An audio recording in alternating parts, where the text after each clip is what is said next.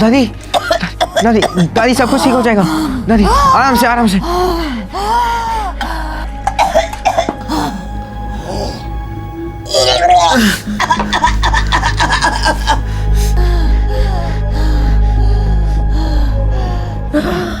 आराम से चाची, आराम से दादी दादी आराम से सब कुछ ठीक हो जाएगा दादी। वही ऑटो है। हाँ आराम से दादी चाची आराम से। गोपाल पकड़। हाँ पकड़ो। आराम से दादी। दीपक भैया अब माँ और पापा को खबर कर देंगे। हाँ मैं उन्हें बता दूंगा, तू बिल्कुल चिंता मत कर, तू जल्दी से अस्पताल पहुंच।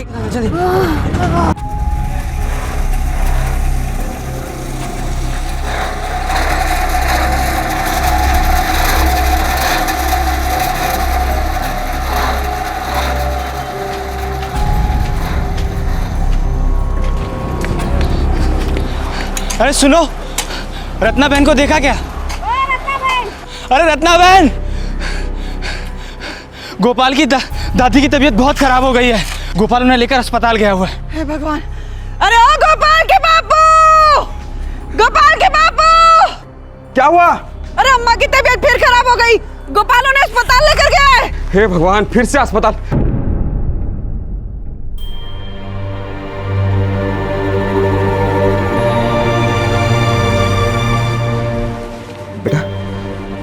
क्या हुआ अम्मा को? ये सांस नहीं ले पा रही थी, इसलिए मैं इन्हें यहाँ ले आया। बहुत अच्छा किया बेटा। अब कैसी है अम्मा? पहले से तो ठीक है, बस अभी अभी नींद लगी है।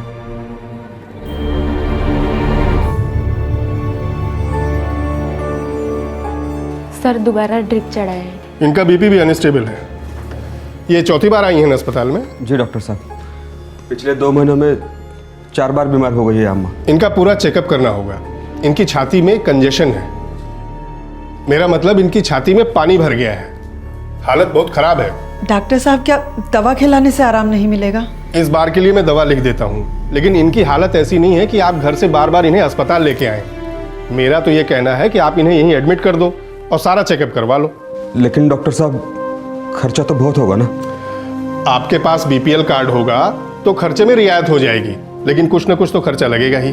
और हाँ, वाकई हालत बहुत नाजुक है। डॉक्टर साहब, आप दवाइयाँ लिख दीजिए, हम फिर आकर दादी को एडमिट कर देंगे। ओके, जैसा आपको ठीक लगे।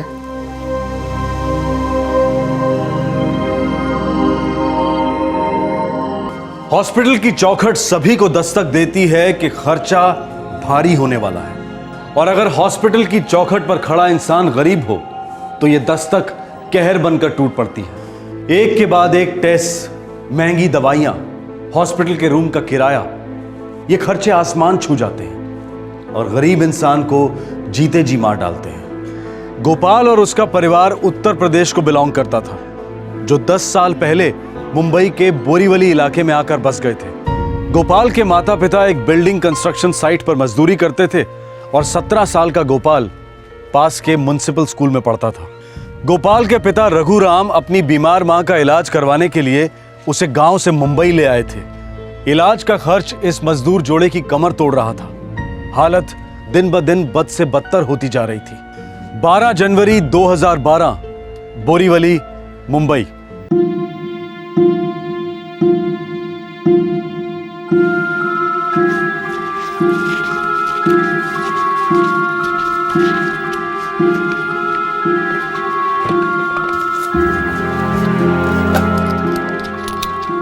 चालीस 620।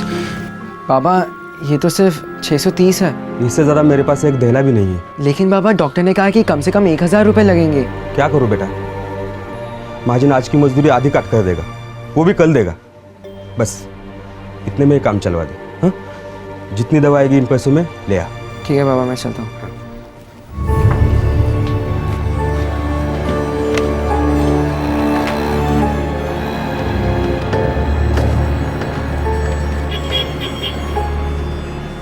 1755 रुपये। 1755 रुपये? हाँ बराबर है। पर मेरे पास तो उतने पैसे नहीं हैं। तो पहले क्यों नहीं बोला बे? खाली पकड़ मेरे से तूने कसरत करवाया। मेरे पास तो सिर्फ 630 रुपये हैं। 630 रुपये। कौन सी दवा दूँ, कौन सी निकालूं? वैसे तेरे को क्या पता है, चल मैं ही निकाल देता हूँ। भाई साहब, मेरी दादी बहुत बीमार है, उधार दे दो, मैं चुका दूंगा। पैसा गिनना आता है ना, तो पढ़ना भी आता होगा। हाँ। ये देख क्या लिखा हुआ है। 630 की दवा दूं या सारी दवाएं रख लूं? अरे जल्दी बोल ना। 630 के ही दे दीजिए।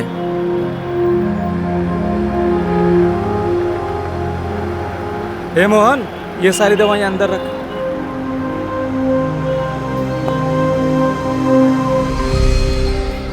लो अम्मा, दवा।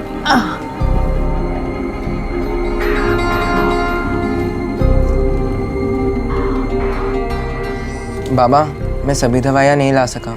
कोई बात नहीं बेटा, जो ला सका उसी से काम चलाने की कोशिश करते हैं, हाँ? बाबा, कल से मैं भी काम पर लग जाऊंगा, मुझे भी पैसे कमाने हैं। नहीं गोपाल, हम पैसे का कछु ना कछु इंतजाम कर ही लेंगे। बेटा, तुम्हारा 12वीं का साल है, अगर तुम काम करोगे तो पढ़ोगे कब? माँ, दादी का इतना बुरा हाल है कि अगर इनका ठीक से इलाज नहीं किया तो वो चली जाएगी। दादी को पता चला कि तूने पढ़ाई छोड़ दी है तो वैसे ही मर जाएगी। तू हमारा एक ही सहारा है, पढ़ेगा लिखेगा कुछ बनेगा तो हम सब आराम से रहेंगे। देख, दादी की फिक्र मत कर, भगवान है ना। हाँ?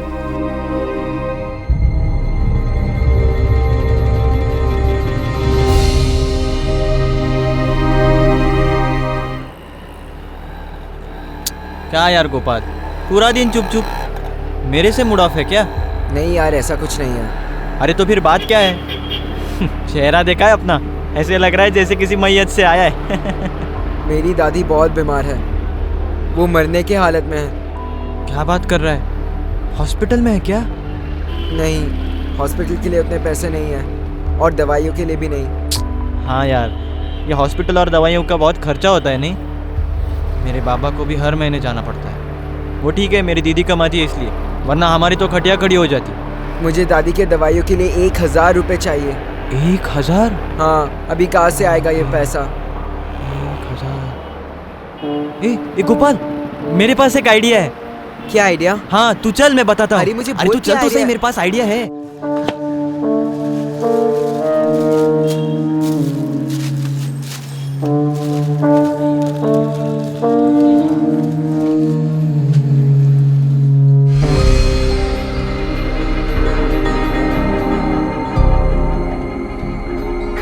₹1000 कहाँ से है?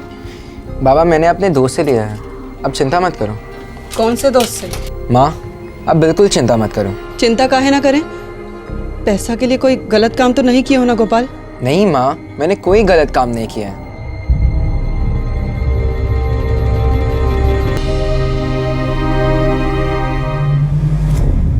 मुझे मेरा पैसा अभी के अभी वापस चाहिए, नहीं तो। बोला ना दे दूंगा।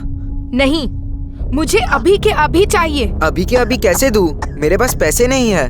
वो सब मुझे नहीं पता, अगर पैसा नहीं मिला तो देख लेना तेरे साथ क्या करती हूँ। का हुआ रे गोपाल बिटवा, कौन है बाहर?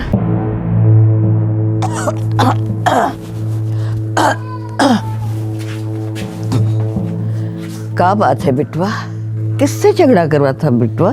दादी वो कुछ नहीं, मुझे कुछ पैसे चाहिए। कितने पैसे चाहिए बिटवा? 1000 रुपये। 1000? हे भगवान, इतने पैसे तो ना है बेटा हमारे पास। तो कितने हैं आपके पास दादी? देखती हो बेटा, देख कितने हैं।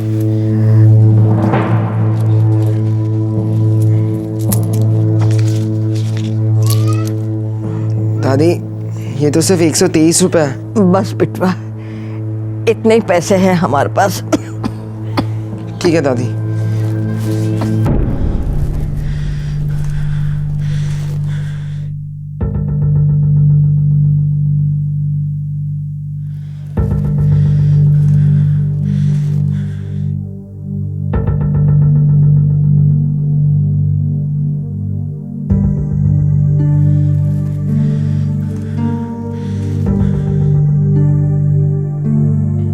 एक बात सच सच बता बिटवा, हमारी दवाई के लिए पैसा कहाँ से आया?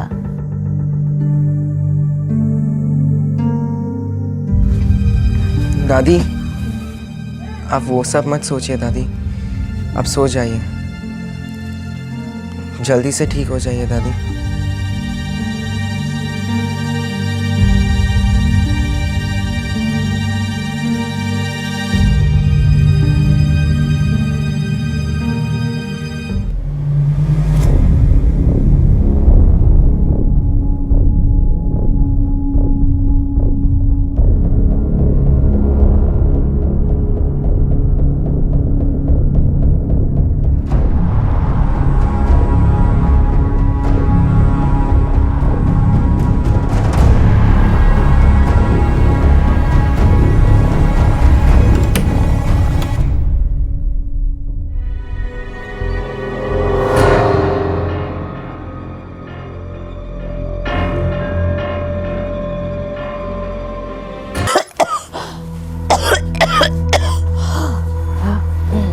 अम्मा, अभी तबीयत कैसी है? अब बिल्कुल ठीक हो, दवाई की कोई जरूरत नहीं। क्यों झूठ बोल रही है अम्मा? गोपाल, गोपाल, गोपाल अंदर है क्या अम्मा? अभी थोड़ी देर पहले मेरी बगल में बैठा था, फिर मेरी आंख लग गई, पता नहीं उसके बाद वो अंदर गया या कहीं और। गोपाल, गोपाल, लगता है सो गया होगा। ऐसे कैसे सो गया होगा? इस वक्त कभी सोता है क्या? गोपाल, गोपाल, गोपाल, बेटा दरवाजा खोल बेटा। गोपाल, गोपाल, गोपाल दरवाजा खोल। दरवाजा कहाँ बंद किया है? गोपाल, तोड़ दो ना। गोपाल, अरे क्या हुआ?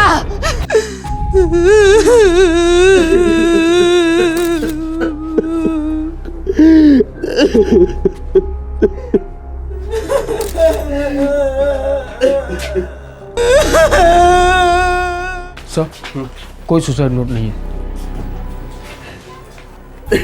क्या हुआ था?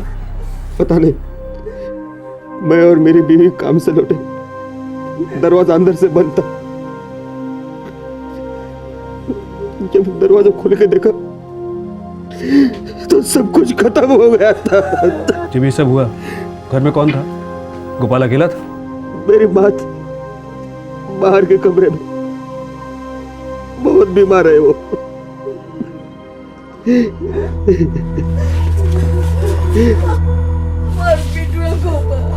हमारा बेटा गोपाल। जी शांत हो जाइए। आप बता सकती हैं क्या हुआ? वही हमारे पास यहाँ बैठा था, हमारा सिर थपथपा रहा था, फिर हम सो गए। माँ जी, लड़का किसी बात को लेकर परेशान था क्या? हाँ, था, लेकिन उसने बताया नहीं। सुबह एक औरत आई थी, उससे पैसे मांग रही थी। हमारा बेटा गोपाल स्कूल भी नहीं गया। मुझे मेरा पैसा अभी के अभी वापस चाहिए। बोला ना दे दूंगा। नहीं, मुझे अभी के अभी चाहिए। कौन थी वो औरत?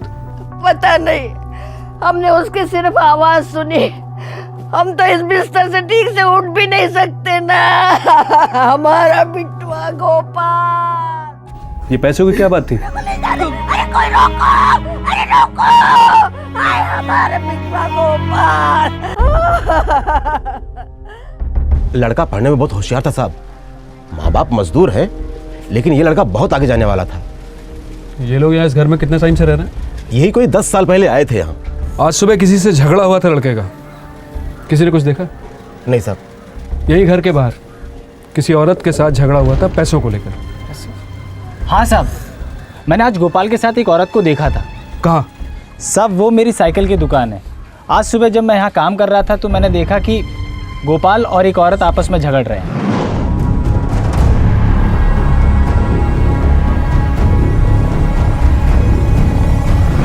साहब मैं ठीक से कुछ सुन नहीं पाया, लेकिन वो दोनों झगड़ रहे थे।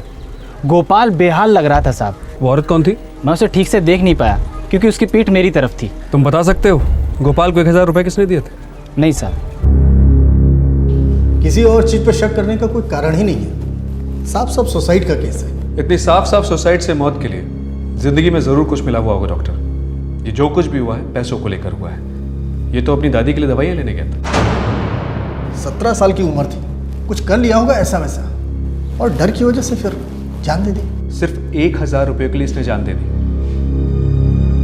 लेकिन आए कहाँ से इसके पास 1000 रुपये?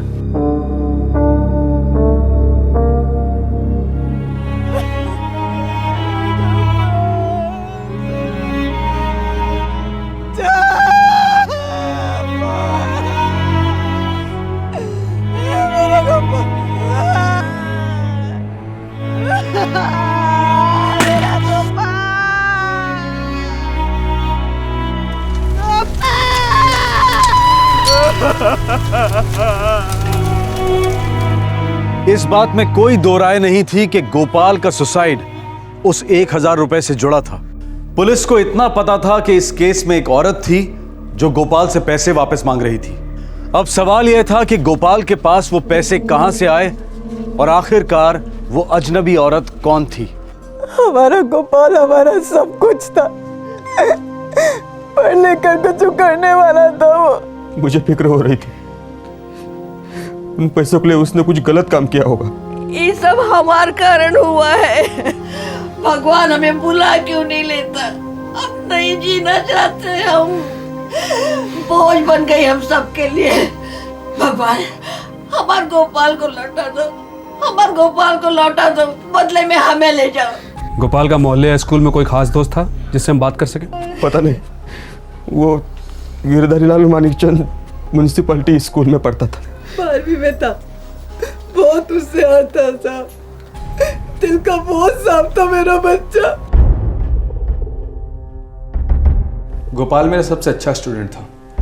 10वीं भी हमारे स्कूल से पास की थी उसने, टॉप के नंबर आए थे उसके। फिर पता नहीं कब और कैसे वो बुरी संगत में फंस गया। उसका यहाँ कोई खास दोस्त जिससे वो बातें शेयर करता हो? किसी को तो बताया होगा कि उसे दवाई के पैसे कहाँ से मिले थे। हमारे ही क्लास में हरी नाम का एक लड़का है, उसकी और गोपाल की बहुत पुरानी और गहरी दोस्ती थी। 5वीं कक्षा से साथ में पढ़ते थे दोनों। ये हरी कहाँ मिलेगा?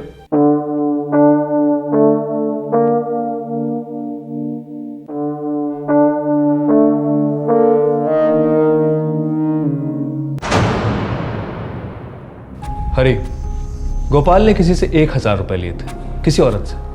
तुम्हें पता है औरत कौन है? नहीं सर, मुझे नहीं पता। गोपाल तुम्हारा सबसे अच्छा दोस्त था। हाँ सर। नहीं, तुम उसके सबसे अच्छे दोस्त नहीं हो। तुम कुछ छिपा रहे हो, हमारी मदद नहीं कर रहे हो। नहीं सर, ऐसी कोई बात नहीं है, मुझे सच में कुछ नहीं पता। सोच लो हरी, अगर तुम कुछ छिपा रहे हो तो बहुत गलत बात है, और ये अपने दोस्त के साथ दगाबाजी होगी।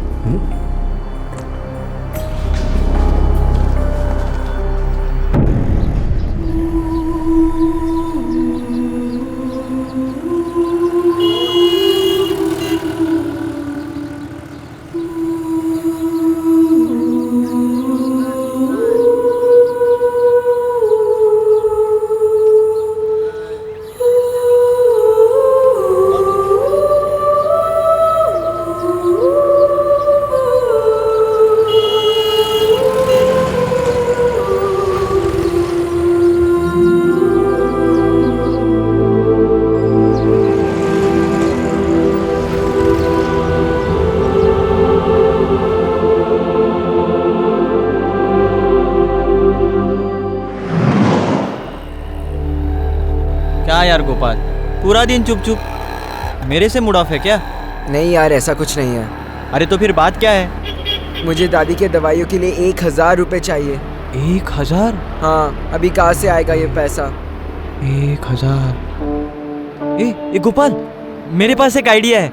क्या आइडिया? हाँ तू चल, मैं बताता हूँ। अरे मुझे बोल, तू चल तो सही, मेरे पास आइडिया है।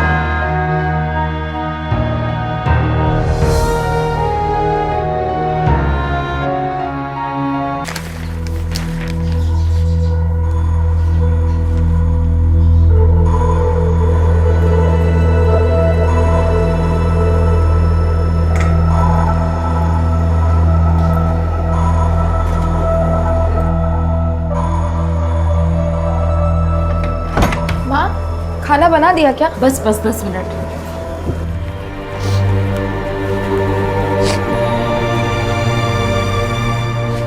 अरे हरी, रो क्यों रहा है? दीदी,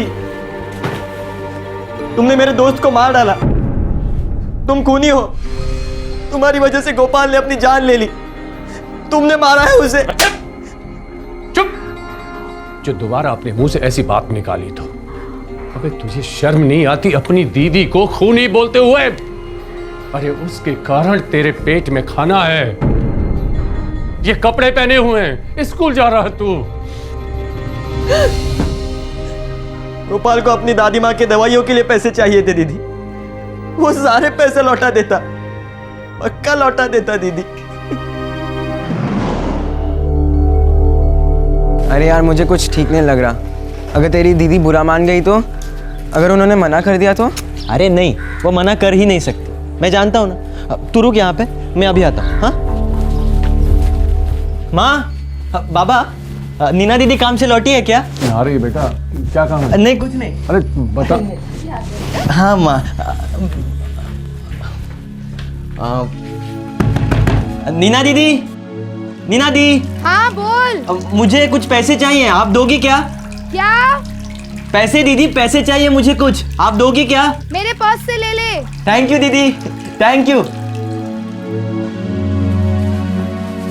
हाथ मुंह धो ले, मैं खाना लगाती हूँ। हाँ माँ। जल्दी जा।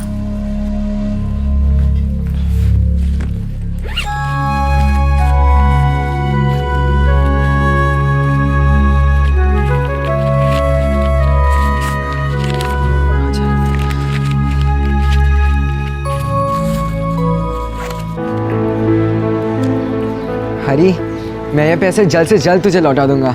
अरे जल्द से जल्द तू दवाइयाँ खरीद, पैसे आराम से लौटाना, दीदी को कोई प्रॉब्लम नहीं है। थैंक यू यार। चल चल, थैंक यू का बच्चा। मैं चलता हूँ। बाय।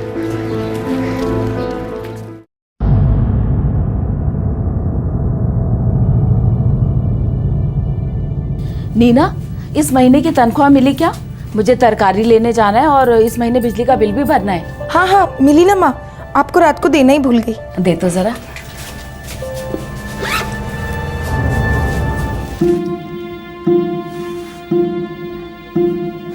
माँ, ये तो सिर्फ 4,000 है, इसमें से 1,000 कहाँ गए? देवा देवा, अरे कहीं गिराई विराई तो नहीं है तूने? नहीं नहीं माँ, 2-2 बार गिनकर पर्स में रखे थे। तो फिर पर्स में ही होंगे ना, अच्छे से देखा तूने? हाँ। इसमें तो कहीं भी नहीं है। अरे अब क्या करेंगे, सारा खर्चा महीने का सर पर है। किसी को दिए तो नहीं? नहीं माँ। कहीं खर्चा किया हो, सोच तो सही। हरी,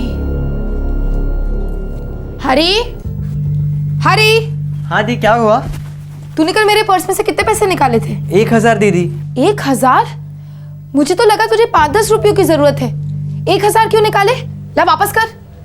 हाँ दीदी, वो थोड़े दिनों में वापस आ जाएंगे पैसे। मैंने वो अपने दोस्त गोपाल को दिए हैं, उसके दादी माँ की दवाइयों के लिए चाहिए थे ना, तो तूने उसे उठा के 1,000 दे दिए?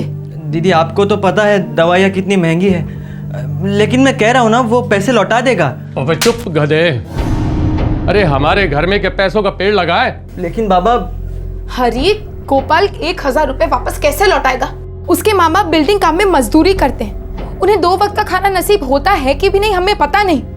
1,000 रुपए कहाँ से लौटाएंगे वो लोग? हाँ दीदी वो पैसे जरूर लौटाएगा, मैं उसे जानता हूँ ना, वो पैसे लौटा देगा दीदी। चुप, उसने तुझे उल्लू बनाया और तू बन गया? नहीं माँ, वो ऐसा नहीं माँ के बच्चे, ये तेरी दीदी की मेहनत की कमाई है।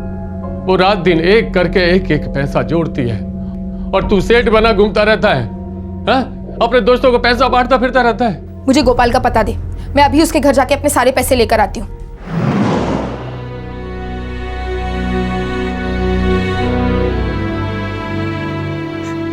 गोपाल पूरे पैसे लौटा देता दीदी, लेकिन आपने उसे डराया, उसे तकलीफ दी और उसने अपनी जान ले ली। हरी, हरी, हरी, हरी मेरी बात तो सुन। हरी, हरी सुन तो।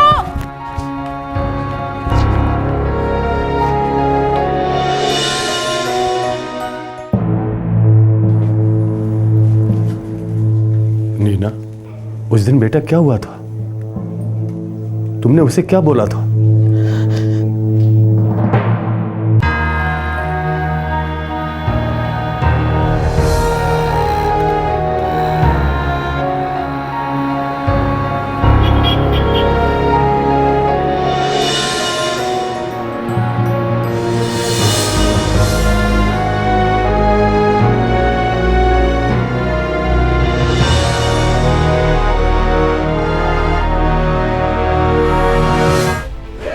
और स्टेशन के बाद लूटा पाटी हुई तो उसका क्या हुआ? सर मुझे मालूम है सर। थांबा बोल। सर मैं जानता हूँ वो औरत कौन थी जिसने गोपाल को पैसे दिए, और सर मैं ये भी जानता हूँ कि गोपाल ने अपनी जान क्यों ली सर। अरे चुप हो जाओ, शांत। मुझे बताओ कौन थी वो औरत और गोपाल ने सुसाइड क्यों किया?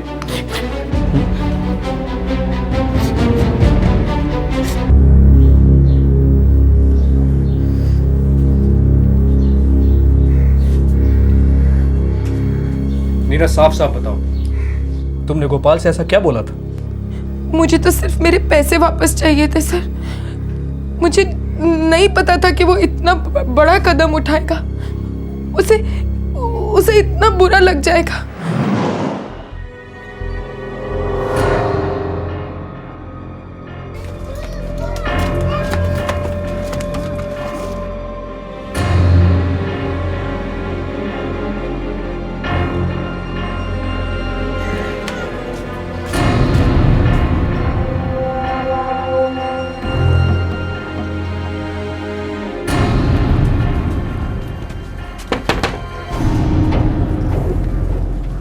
देख गोपाल, कल तूने जो पैसे हरी से लिए थे वो मेरे हैं, मुझे अभी वापस चाहिए।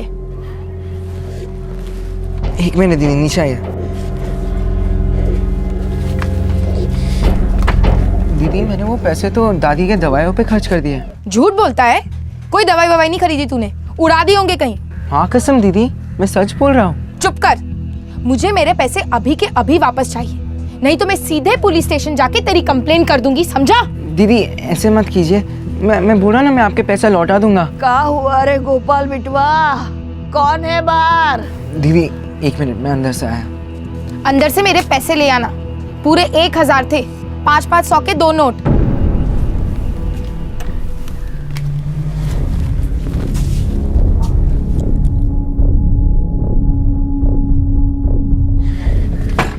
दीदी मेरे पास अभी सिर्फ 123 रुपए हैं, ये भी मैंने दादी के पोटली में से लिए हैं। मैं जल्द से जल्द आपको बाकी के पैसे लौटा दूंगा। बाकी के पैसे शाम तक ले आना, समझा? दीदी शाम तक कैसे होगा, थोड़ा टाइम तो दो ना।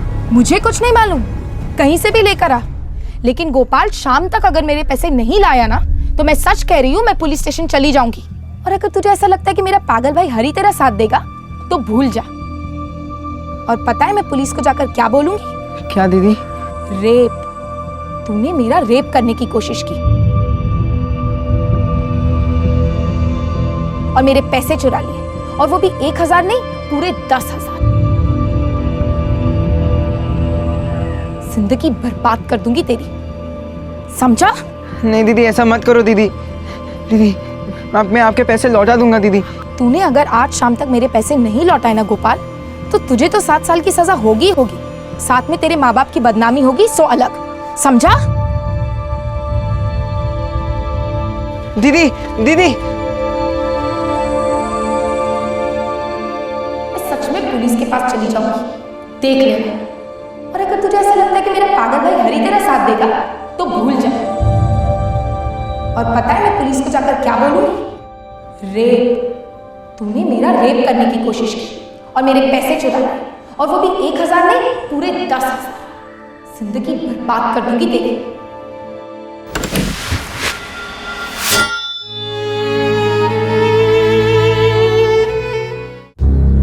नीना, तुमने वाकई उस लड़के की जिंदगी बर्बाद कर दी। सर मैंने तो उसे सिर्फ धमकी दी थी ताकि वो मेरे पैसे लौटा दे। मुझे सच में नहीं पता था कि वो इतना बड़ा कदम उठा लेगा। तुमने भी तो उसे इतनी बड़ी धमकी दी थी, एक पल के लिए भी नहीं सोचा कि उस बेचारे के दिल दिमाग पर क्या बीतेगी। वो एक बहुत अच्छा लड़का था, एक अच्छा स्टूडेंट, अपने गरीब माँ बाप का इकलौता सहारा। सिर्फ 1000 रुपयों के लिए तुमने उसे इतना जलील किया कि उसने अपनी जान ले ली। 1000 रुपए मेरे लिए भी जिंदगी और मौत जैसे थे सर। हमारा परिवार भी गरीब है, एक पैसा मायने रखता है। मेरी सैलरी सिर्फ 5000 है, उसमें बाबा की दवाइयाँ, घर के खर्चे, हरी की पढ़ाई। टूटी हुई चप्पल पहन के ऑफिस जाती हूँ मैं सर। 6 दिवालियां निकल गई, घर वालों ने नए कपड़े नहीं पहने, मेरे पास सिर्फ 2 जोड़ी है जिन्हें रोज धो कर पहनती हूँ। महीने के आखिर में हाथ में 10-20 रुपए भी नहीं बचते सर। और मेरे भाई हरी ने 1000 रुपए उठा के गोपाल को दे दिए। भूखे मरना पड़ता हम सबको सर। दुनिया ये बातें नहीं देखती, किसी को कोई पड़ी नहीं है। और मैंने तो सिर्फ धमकी दी थी, मैं तो खुद बहुत डरी हुई थी सर। अगर गोपाल पैसे नहीं लौटाता तो हमारा क्या होता सर? हमारा क्या होता?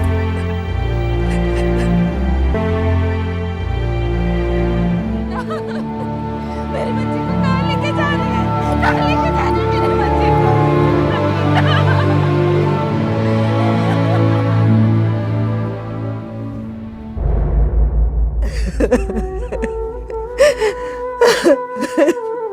मैंने अपने आप को मार देना चाहिए था। मैं बोझ बन गई हूँ सबके ऊपर। मेरा गोपाल मेरे कारण चला गया। मैंने तुम दोनों की जिंदगी खराब कर दी। मुझे माफ कर दो रघु बेटा। रत्ना बहू मुझे माफ कर दो। जीना मरने से भारी पड़ रहा है।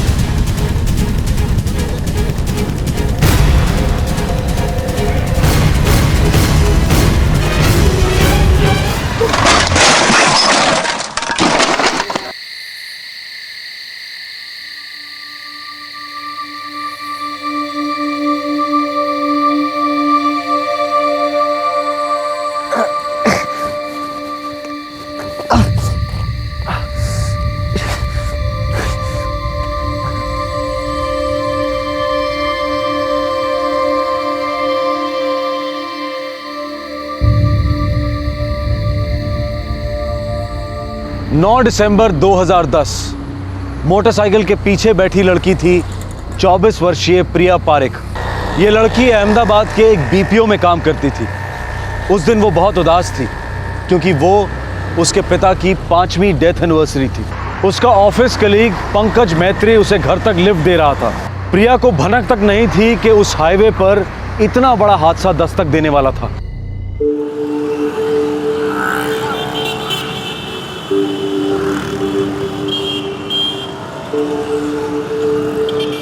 ओम अपवित्रः पवित्रो वा सर्वस्थां गतो अपि या स्मरेत पुण्डरीकाक्षः ब्रह्माभयन्तरः शुचिः। ओम विश्वदस्वः मारुतः प्रश्नमात्रः विदुधे सुजगमयाः अग्निजीभ्यः मानवः सुरक्षसो विश्वेन देवः गसागमिन्नः भद्रं कर्णेभिः शृणुयाम देवहितं यदायुः नश्चक्राजरसं तनूनां पुत्रासो यत्र पितरो भवन्ति सह पत्नीः सह कन्याः चतुर्थः वर्षः। ले बेटा। प्रिया, कम से कम आज तो ऑफिस से छुट्टी ले लेती। श्रिया भी कॉलेज जा रही है।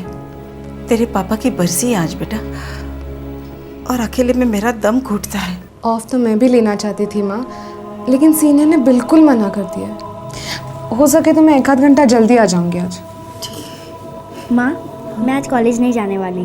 मैं पूरा दिन आपके साथ रहूंगी।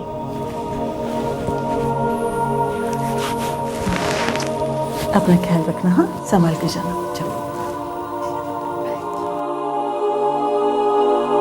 श्रिया, आज तुम्हारे पापा जिंदा होते ना तो अभी तक तो तुम्हारी दीदी की शादी हो गई होती। माँ, 4 साल से पापा की बरसी में तुम यही रट लगाई बैठ जाती हो। बेटा, दिल हल्का हो जाता है मेरा। लेकिन माँ, दिल भारी करती ही क्यों? दीदी अपने काम में बहुत खुश है। हम सब एक दूसरे का सहारा बने हुए हैं। और क्यों इतनी उतावली हो रही हो दीदी को घर से भगाने के लिए? बेटा बुरा लगता है मुझे कि शादी की उम्र में वो हम दोनों को संभाल रही है। बेटियां घर संभाले तो कौन सा माँ बाप हो गया माँ। 3-4 साल में मुझे भी नौकरी लग जाएगी, फिर हम दीदी के लिए एक अच्छा लड़का ढूंढेंगे। और वैसे भी दीदी की उम्र ही क्या है। लेकिन बेटा तेरे पापा अगर होते ना तो। माँ पापा हम सबके अंदर जिंदा है और वो इस वक्त बोल रहे होंगे क्यों फिल्मी डायलॉग मार के बोर कर रही हो। माँ मुझे बहुत भूख लगी है, कुछ खाए?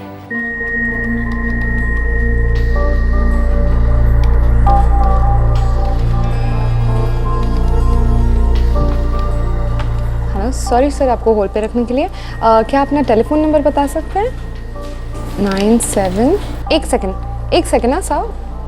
वेरिफिकेशन के लिए क्या मैं आपकी बर्थ डेट जान सकती हूँ? या okay.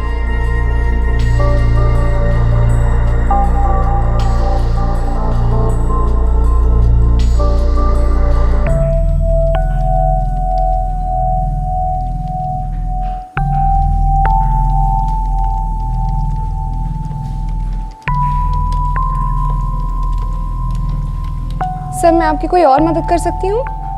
Have a good day. Hi Priya. Hi. क्या हुआ, तुम परेशान लग रही हो? नहीं तो। नहीं, मुझे ऐसा लगा। सब कुछ ठीक है। एनीवे पूछने के लिए थैंक्स। Take care.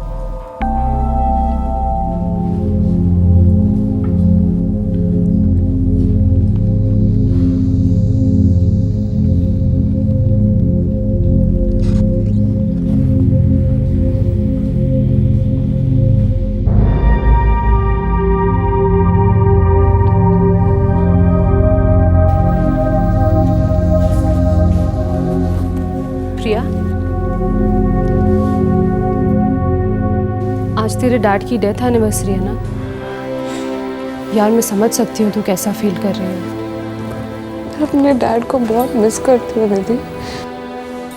कभी कभी लगता है वो बहुत जल्दी चले गए। कितनी सारी चीजें करनी बाकी थी, कितनी बातें अधूरी रह गई है। सब कुछ वापस आ सकता है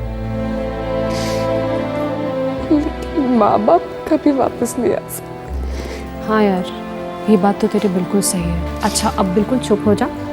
मेरी शिफ्ट ख़त्म हो गई है, मैं घर जा रही हूँ। और जैसे ही तेरी शिफ्ट ख़त्म हो मेरे घर आ जाना, साथ में चाय पियेंगे। तेरा भी थोड़ा चेंज हो जाएगा। आएगी ना? ये हुई ना बात। चल घर पे मिलते हैं। बाय।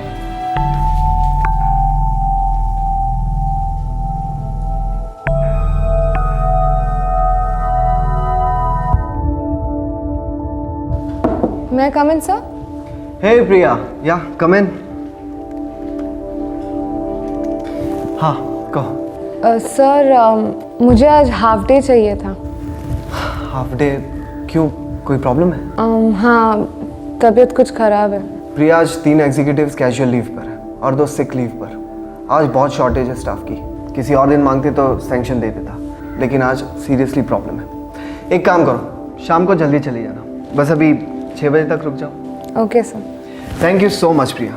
वैसे तुम्हारा ये हाफ डे मैं नोट करके रखूँगा, किसी और दिन ले लेना, ठीक है? Thank you.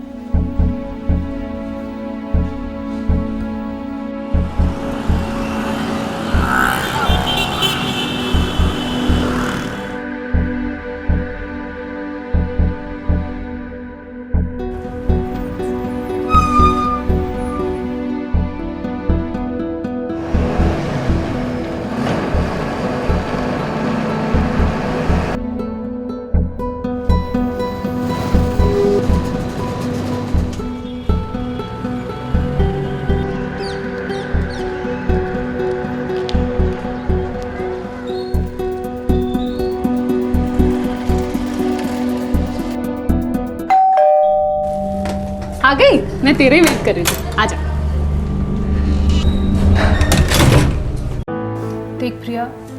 मेरी बात को गलत मत समझना, पर अब तुझे अपने डैड की डेथ को भुलाकर ज़िंदगी एक नए सिरे से शुरू करनी चाहिए।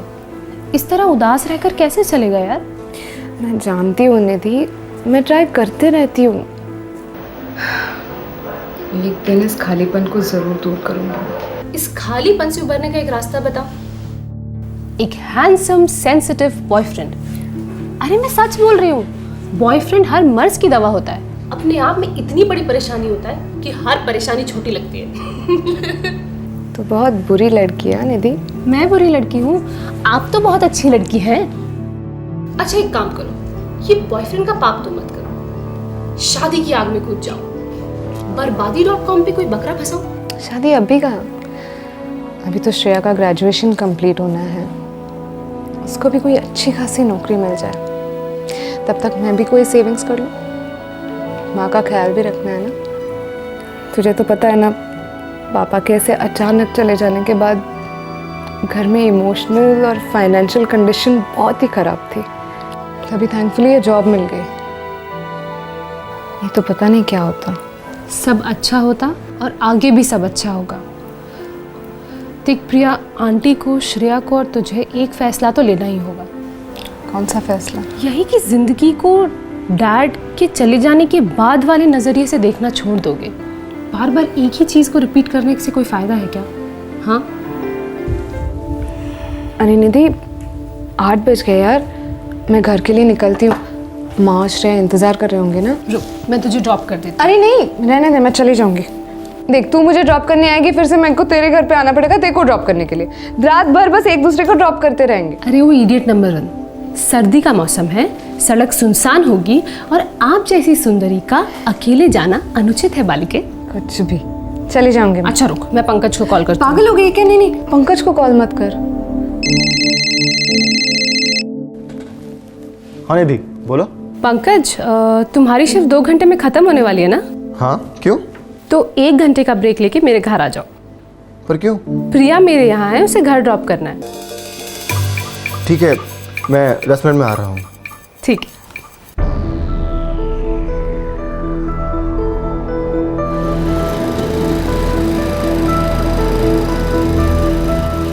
Bye bye bye.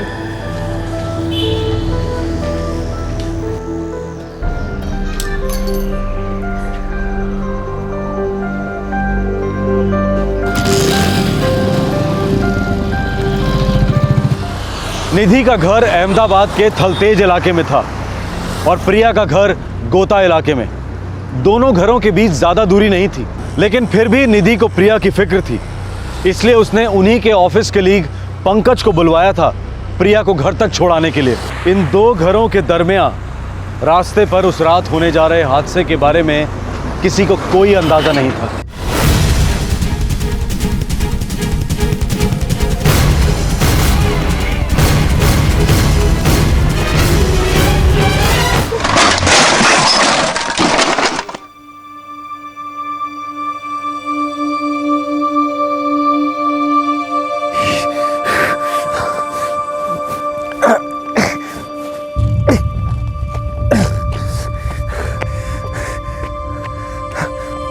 प्रिया, प्रिया, प्रिया उठो प्रिया। गॉड, प्रिया। हेलो, हाँ पंकज, प्रिया को ड्रॉप कर दिया? नहीं यदि हमारा एक्सीडेंट हो गया है। क्या? कैसे? प्रिया कैसी है? मुझे लगता है ये बेहोश हो गई है। कहाँ हो तुम लोग? हम लोग हाईवे पर हैं। तुम वहीं ठहरो पंकज, मैं कुछ करती हूँ।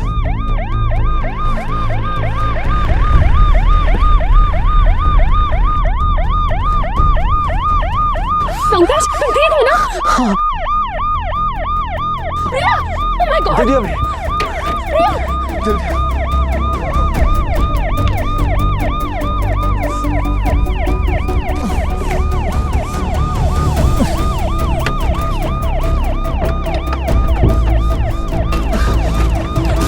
प्रिया,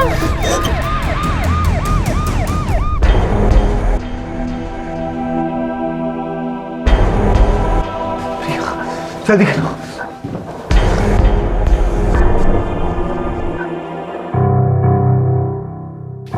पंकज तुम भी अपना हाथ डॉक्टर को दिखाओ, दवाई लगवाओ, तब तक मैं श्रेया और आंटी को कॉल करती हूँ।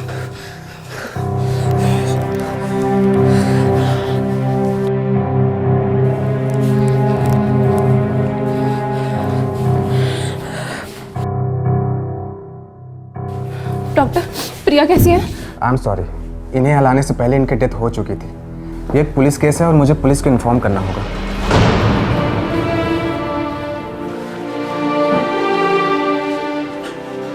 निधि, प्रिया ठीक है ना? निधि, निधि कैसी है प्रिया? कहाँ है वो? मुझे मिलना है उससे। नीनी दीदी बोलिए ना, प्रिया दीदी कहाँ है, कैसी है वो? प्रिया हमारे बीच में नहीं रही। क्या बकवास कर रही है तू? मैं नहीं मानती, मुझे मेरे प्रिया से मिलना है। कहाँ है वो? दीदी मर नहीं सकती।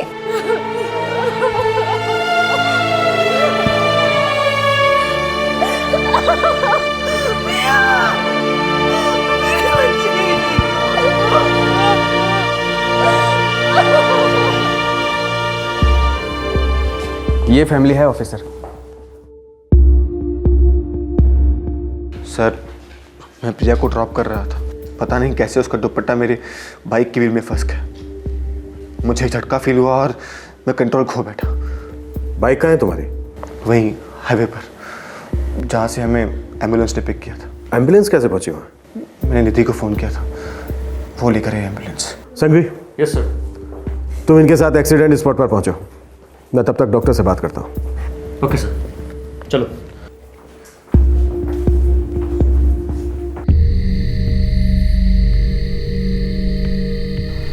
लड़की पिछली सीट पर बैठी थी? हाँ, हम थलतेज से आ रहे थे। बाइक की स्पीड क्या थी? 90 की। ट्रैफिक नहीं था इसलिए। पूरे एक्सीडेंट साइट का नक्शा बनाओ और इस बाइक को हिरासत में ले लो चेकिंग के लिए, और इस दुपट्टे को भी। मौत सफोकेशन की वजह से हुई है। हाँ, वो लड़का बता रहा था कि लड़की के गले का दुपट्टा बाइक के पिछले व्हील में फंस गया था। गले में निशान तो हैं। और कोई इंजरीज डॉक्टर? हाथों और पैरों पे इंजरीज हैं। किस तरह की इंजरीज? खरोंचे। कोई फ्रैक्चर? No fractures.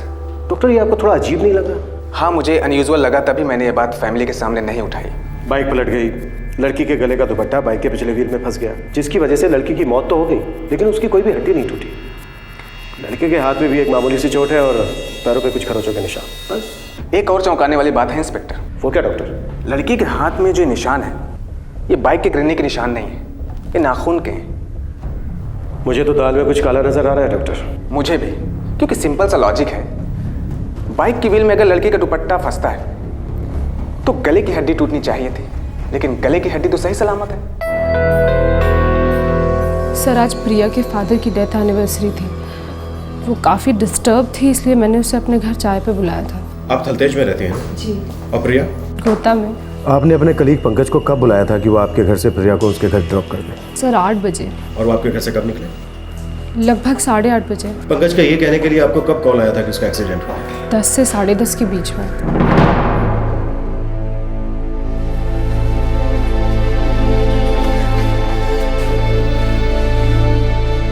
देखिए माँ जी, मैं आपका दुख अच्छी तरह से समझ सकता हूँ, पर हम डिटेल्ड पोस्टमार्टम के बाद ही बॉडी को रिलीज कर पाएंगे। क्यों? बस हमें ये पक्का करना है कि एक एक्सीडेंट ही है और कुछ नहीं। हाँ? इंस्पेक्टर, क्या मतलब है आपका? ये एक्सीडेंट नहीं है। केस तो एक्सीडेंट का ही रजिस्टर हुआ है, पर क्या है कि कुछ कड़ियाँ ठीक से मिल नहीं रही है। ख्याल रखना इनका।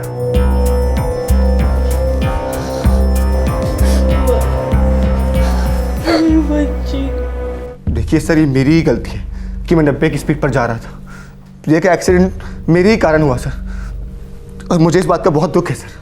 पंकज, मैं तुम्हारी हालत समझ सकता हूँ, पर क्या है कि केस मुझे थोड़ा सा अटपटा लग रहा है। अटपटा मतलब? मतलब अजीब।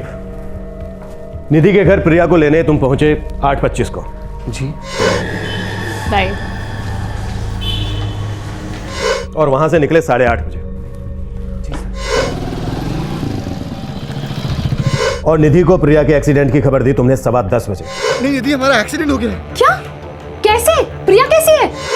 सर, मुझे टाइम कुछ ठीक से याद नहीं है सर। होता है पंकज, होता है। शौक में अक्सर ऐसा होता है, कोई टाइम वाइम को याद नहीं रखता, लेकिन हमारा काम है सही टाइम का पता लगाना। तो तुमने निधि को 10:15 बजे ही फोन किया। सर पर इसमें इतना अजीब क्या है सर? पंकज, निधि रहती है थलतेज में और प्रिया रहती थी गोता में। अगर पैदल चल के जाओ तो दोनों के घर का रास्ता है मुश्किल से 35 मिनट का, और अगर बाइक से जाओ 90 की स्पीड में ट्रैफिक हो 0 तो मुश्किल से 10 मिनट। लेकिन तुम्हारा एक्सीडेंट हुआ 1 घंटा 35 मिनट के बाद। तुम्हें नहीं लगता ये अजीब है? दूसरी बात, थलतेज से गोता जाने का सबसे आसान रास्ता है वाया सुभाष चौक, लेकिन तुमने हाईवे लिया। जान सकता हूं क्यों? सर वो प्रिया ने कहा था चलने के लिए हाईवे से। उसने कहा था कि उसको किसी दोस्त से मिलना है। पंकज, हाईवे से लेना। हाँ, मेरा एक दोस्त वेट कर रहा है वहाँ पे, उससे मिलना था। या श्योर। कौन था ये दोस्त? पता नहीं, उसने हमारा इंट्रो ही नहीं कराया।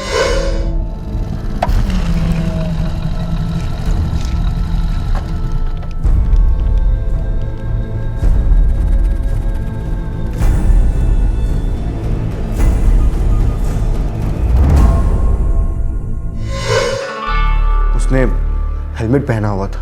तो जाहिर सी बात है तुम उसका चेहरा नहीं देख पाए होगे। जी सर। पंकज, जैसा कि तुम बता रहे हो, इतनी देर रात उसके गले मिलना, इतने लंबे समय तक उससे बातचीत करते रहना, तो काफी गहरा रिश्ता होगा दोनों के बीच।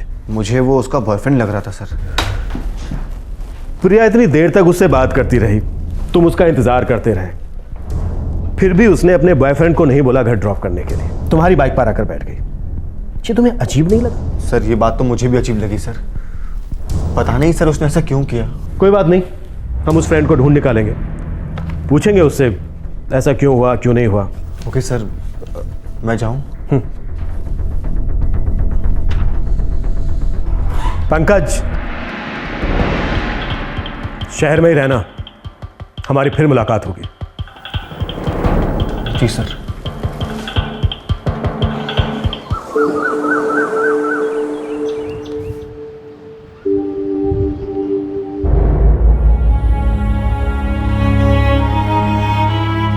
मैं नहीं चाहती थी साहब कि मेरी मेडिकल ऑफिस जाए।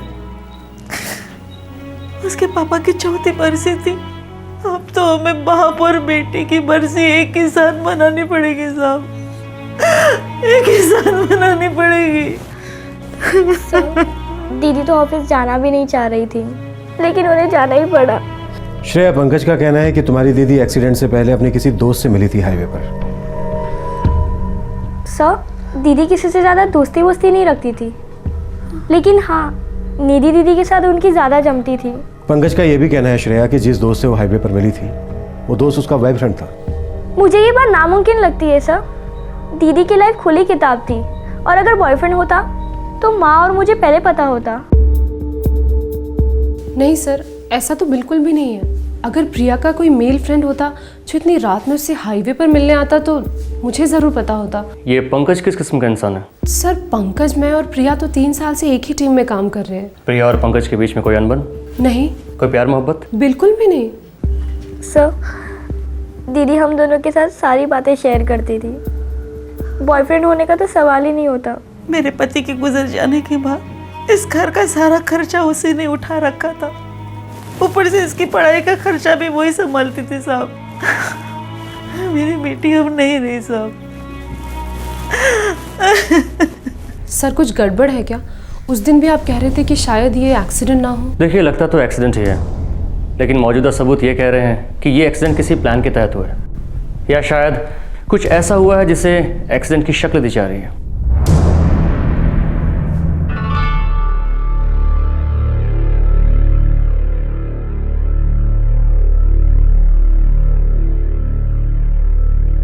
काफ़ी मेहनती लड़की थी प्रिया, कभी भी अपने काम में कोई कमी नहीं आने देती थी। ये हम जानते हैं, हम बस प्रिया की पर्सनल लाइफ के बारे में जानना चाहते हैं। उसके और टीम मेंबर पंकज के बीच क्या कोई अफेयर था? डाउटफुल है इंस्पेक्टर साहब। वैसे ज़्यादा बड़ा ऑफिस नहीं है, बातें बहुत जल्दी फैलती हैं। ऐसा कभी कुछ सुना नहीं मैंने। वैसे बात क्या ऑफिसर, क्या आपको ऐसा लगता है कि ये एक्सीडेंट नहीं है? ये सिर्फ एक एक्सीडेंट नहीं था, बल्कि प्लान्ड एक्सीडेंट था। कहीं आपका इशारा मर्डर की तरफ तो नहीं है? हो भी सकता है। जो भी हो, इतना पक्का है कि पंकज झूठ बोल रहा है।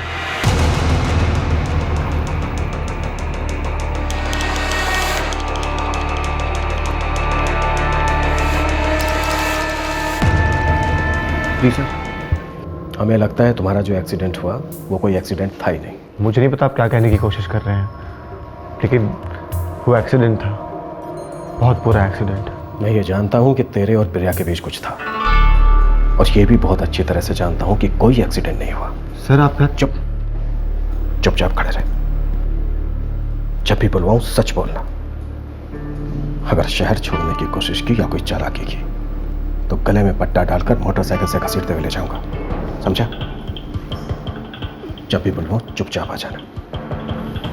जी सर।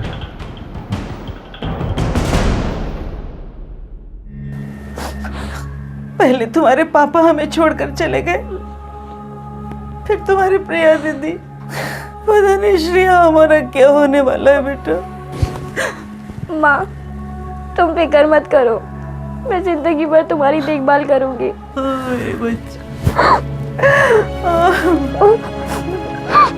मैं इसीलिए उसे ऑफिस जाने से रोकना चाह रही थी। पता नहीं मुझे बड़ी बेचैनी सी हो रही थी। ना वो ऑफिस जाती, ना निधि के घर जाती, और ना हमारे बच्चे हमें छोड़कर जाती। मेरी प्रिया, मेरी बच्ची रे।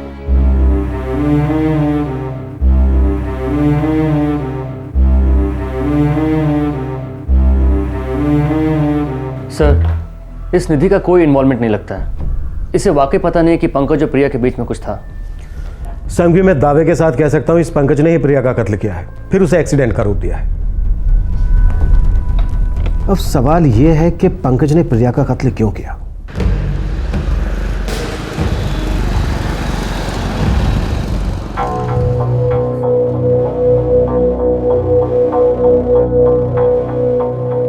रात के 10 बजते ही हाईवे एकदम सुनसान हो जाता है। और इतनी ठंड में शाम 8:30 बजने के बाद ट्रैफिक बहुत धीमा हो जाता है यहाँ। संघवी, मेरे हिसाब से प्रिया को हाईवे से लाने से पहले ही मार दिया गया था। सर, दूसरी डिटेल पोस्टमार्टम रिपोर्ट आने तक हम कोई ठोस कदम उठा भी तो नहीं सकते हैं। प्रिया की गर्दन पर गला घोटे जाने के निशान थे, और ये निशान दुपट्टे से ही हुए थे। लेकिन इस बात पर गहरा शक किया जा रहा था कि प्रिया का गला एक्सीडेंट में दब गया था या फिर जानबूझकर दबाया गया था। प्रिया के बदन के सबूत बार बार दस्तक दे रहे थे कि ये मौत एक्सीडेंट से नहीं हुई थी, बल्कि ये एक हत्या थी। जब दूसरी पोस्टमार्टम रिपोर्ट आई तब पुलिस का शक यकीन में बदल गया। हमने दोबारा से पूरा पोस्टमार्टम किया है। क्या फाइंडिंग है डॉक्टर? हॉस्पिटल की पहली पोस्टमार्टम रिपोर्ट के अनुसार प्रिया की मौत डेड ऑन अराइवल घोषित किया गया है। आई एम सॉरी, इन्हें हलाने से पहले इनकी डेथ हो चुकी थी। यही कोई 11:10 पर। लेकिन बॉडी के एनालिसिस के बाद हम कह सकते हैं कि इनकी मौत 9:30 से 9:50 के बीच में हुई थी। पंकज ने निधि को 10:15 बजे फोन किया एक्सीडेंट के बारे में बताने के लिए, यानी मौत के 25 मिनट बाद। मतलब आपका शक सही है, मौत हाईवे पहुंचने से पहले ही हुई होगी। एक बात और इंस्पेक्टर, प्रिया की मौत से चंद मिनट पहले इसके साथ रेप किया गया है। ताज़ा घाव है, सीमेन सैंपल से, फोर्स एंट्री है।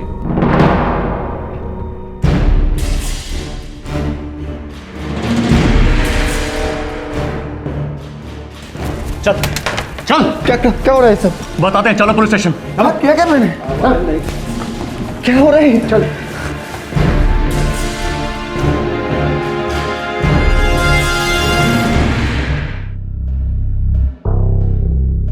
प्रिया की मौत दुपट्टे से हुई जरूर है, पर उसका दुपट्टा मोटरसाइकिल के किसी व्हील में नहीं फंसा, बल्कि दुपट्टे से उसका गला घोटा गया है। गला घोटने से पहले उसके साथ बलात्कार भी किया गया है।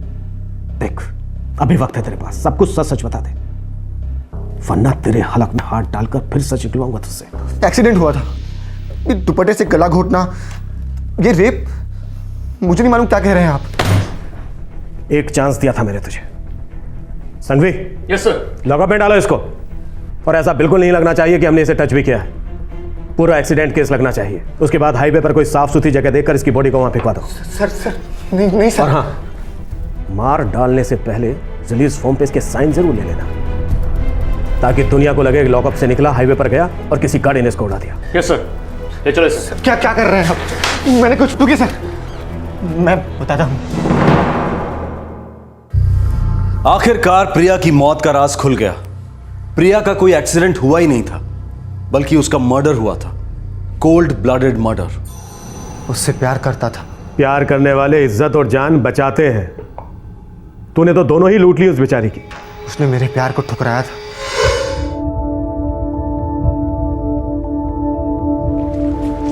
प्रिया। हाय प्रिया। हाय। क्या हम 2 मिनट बात कर सकते हैं? हाँ बोलो, क्या बात है? प्रिया, क्या हम साथ में कॉफ़ी के लिए जा सकते हैं कहीं पर? नहीं थैंक्स यार, घर पहुंचना है। अब प्रिया, हम लगभग 3 साल से साथ में काम कर रहे हैं। हाँ पता है पंकज। अब पता है, जब हम फर्स्ट टाइम मिले थे तब से मेरे दिल में तुम्हारे लिए फीलिंग्स है प्रिया। फीलिंग्स? कैसी फीलिंग्स? प्यार वाली feelings, romantic feelings. I love you Priya, I love you. Sorry Pankaj, लेकिन मेरे दिल में तुम्हारे लिए ऐसी कोई फीलिंग्स नहीं है। दरअसल मेरे दिल में किसी भी लड़के के लिए ऐसी कोई फीलिंग्स नहीं है। हम एक ऑफिस में काम करते हैं, अच्छे कलीग्स हैं, बस। जल्दबाजी में फैसला मत लो, थोड़ा वक्त ले लो। कुछ तो फीलिंग्स हो सकती है ना मेरे लिए। पंकज, मैं समझ सकती हूँ कि तुम्हें तुम्हारी फीलिंग्स एक्सप्रेस करनी थी, जो तुमने कर ली है, और मेरा जवाब भी सुन लिया है, जो आगे भी ना ही रहेगा।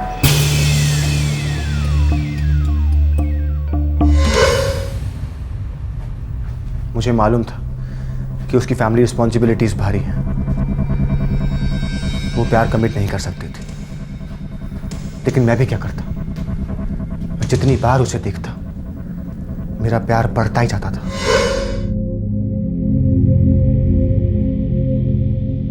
वो इतनी खूबसूरत थी, वो कुछ भी पहन कर आती, मेरी आंखें उस पर से हटती ही नहीं थी। मैं काम पर भी फोकस नहीं कर पा रहा था। मैंने हमेशा उसके बहुत करीब जाने की कोशिश की, लेकिन वो कभी मुमकिन ही नहीं हुआ। फिर उस रात जब निधि ने मुझे फोन किया कि प्रिया को ड्रॉप करना है, मेरे तो होश ही उड़ गए। मैं इतना खुश जिंदगी में नहीं हुआ था।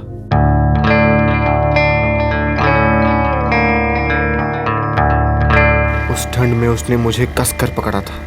मैं इतने दिनों से उसके करीब होने के सपने देखता रहा, और ये रहे, वो मेरी ही बाइक पर मुझसे लिपटी हुई थी। पंकज, मेरा घर तो उस तरफ है, गोता में। हाँ हाँ जानता हूँ, बस 1 मिनट। यहाँ मेरे एक फ्रेंड से पार्सल लेना है, वहाँ से बाइक घुमा कर तुम्हारे घर चलेंगे।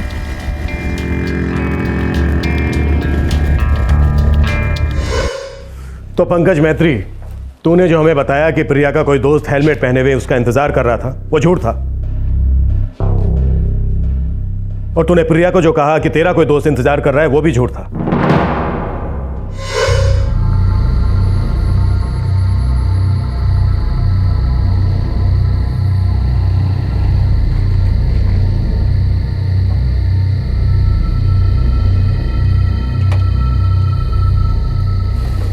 पंकज, ये हम कहाँ आ गए? पंकज छोड़ मुझे प्लीज। पंकज! तो मेरे दिमाग में कुछ हुआ, जैसे कि कोई तार टूट गई हो। मैं अपने आप को कंट्रोल नहीं कर पाया। अबे तो फिर उसे जान से क्यों मार डाला? हाँ?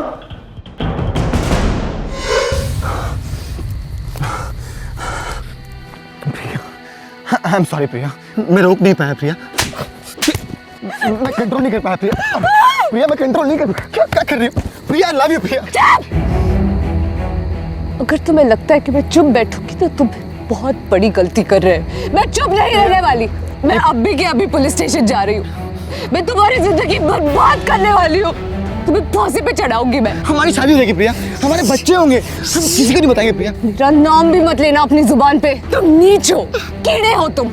ना मत दो तुम। ऐसा मत तुम ना मर दो। ऐसा मत कहो प्रिया, ऐसा मत कहो। मैं अभी के अभी पुलिस स्टेशन जा। नहीं प्रिया, मैं तुम्हें फांसी पे चढ़ाऊंगी। तुम्हारी जिंदगी बर्बाद करने वाली हूं मैं। कहीं नहीं जा रही तुम, कहीं नहीं जा रही। तुम कहीं नहीं जा रही प्रिया। प्रिया, तुम कहीं नहीं जा रही।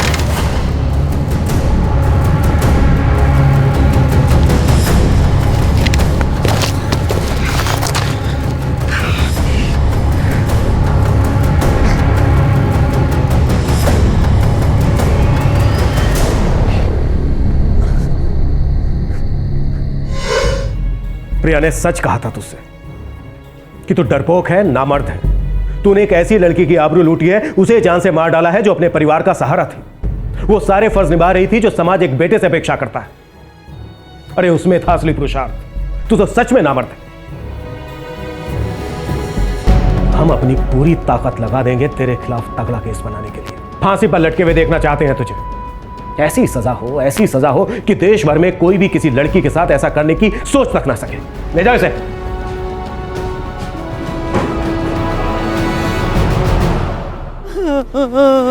मेरी बच्ची, प्रिया, मेरी बच्ची।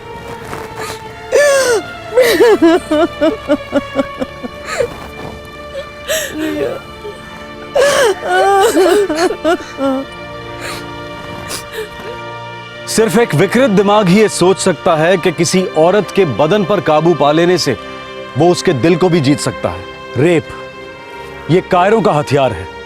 दरअसल रेप करने वाला हर आदमी मानसिक रूप से नपुंसक है। रेप एक ऐसी घिनौनी हरकत है जिसके लिए जितनी कड़ी सजा सुनाई जाए वो कम है। पिछले साल 2011 में देश भर से लगभग 25,000 रेप के केसेस पुलिस के पास रिपोर्ट हुए, लेकिन गैर सरकारी सूत्रों के अनुसार रेप के आंकड़े इससे बहुत ज्यादा हैं, क्योंकि ज्यादातर रेप केसेस रिपोर्ट ही नहीं होते। शहरी जीवन में औरतें और मर्द ऑफिसेज में कंधे से कंधा मिलाकर काम करते हैं। ऐसे माहौल में कौन से पुरुष कर्मचारी के दिमाग में क्या पनप रहा है, इसका अनुमान लगाना आसान नहीं है। पर जरूरी यह है कि हर महिला कर्मचारी हमेशा सतर्क रहे।